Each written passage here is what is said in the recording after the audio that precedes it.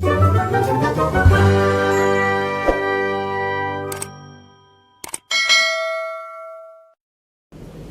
Assalamualaikum warahmatullahi wabarakatuh. Kita jumpa lagi pada kesempatan kali ini.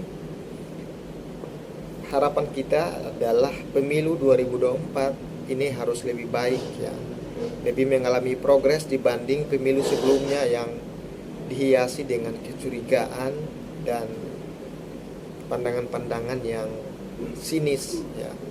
Ada yang menganggap bahwa pemilu-pemilu sebelumnya itu dilaksanakan dengan hasil yang rekayasa, hasil yang diduga by order, dan rekapitulasi atau pleno bahkan ditetapkan di saat yang lain sedang tidur. Nah, ini menjadi sebuah peristiwa politik yang memilukan sekaligus memalukan kita semua. Nah, kita berharap ke depan harus lebih baik.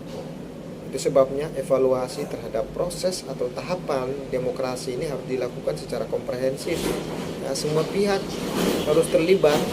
Bagaimana penyelenggara pemilu baik KPU dan Bawaslu dari seluruh jajarannya itu diawasi oleh publik, baik akademisi, baik para pengamat, para ahli politik, para pakar atau para pegiat demokrasi.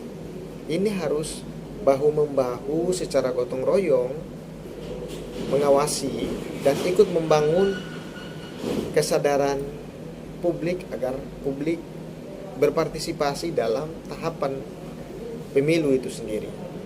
Pemilu 2024 harus berbeda ya dengan pemilu-pemilu sebelumnya, karena anggaran yang disedot atau dialokasikan untuk penyelenggara pemilu juga sangat mahal ya, sangat fantastik nilainya.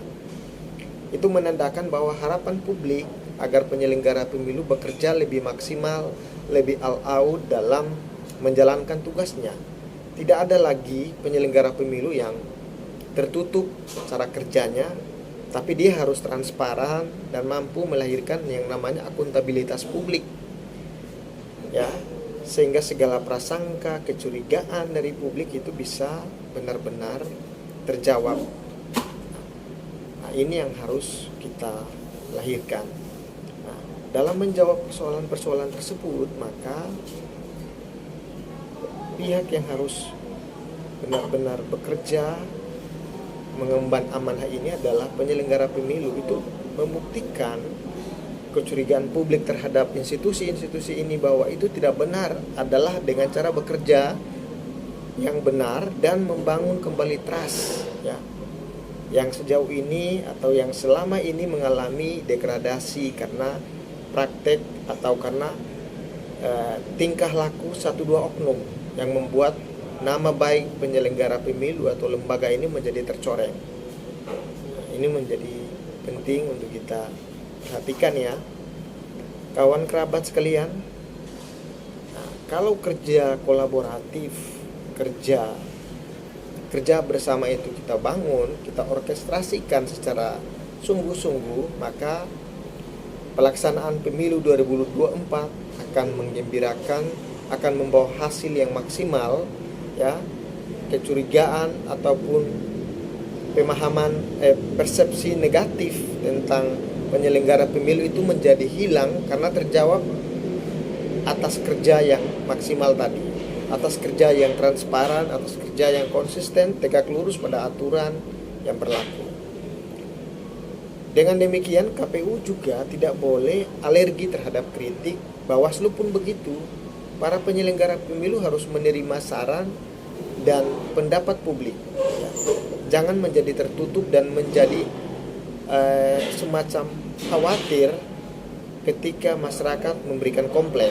Tidak boleh seperti itu. Karena harapan kita adalah memajukan demokrasi, memperbaiki proses yang ada yang sejauh ini dianggap tidak maksimal dilakukan. Kepentingan inilah yang harus kita dorong. Mungkin itu beberapa hal yang menjadi catatan. Terima kasih atas perhatian. Billahi taufiq wal hidayah. Wassalamualaikum warahmatullahi wabarakatuh.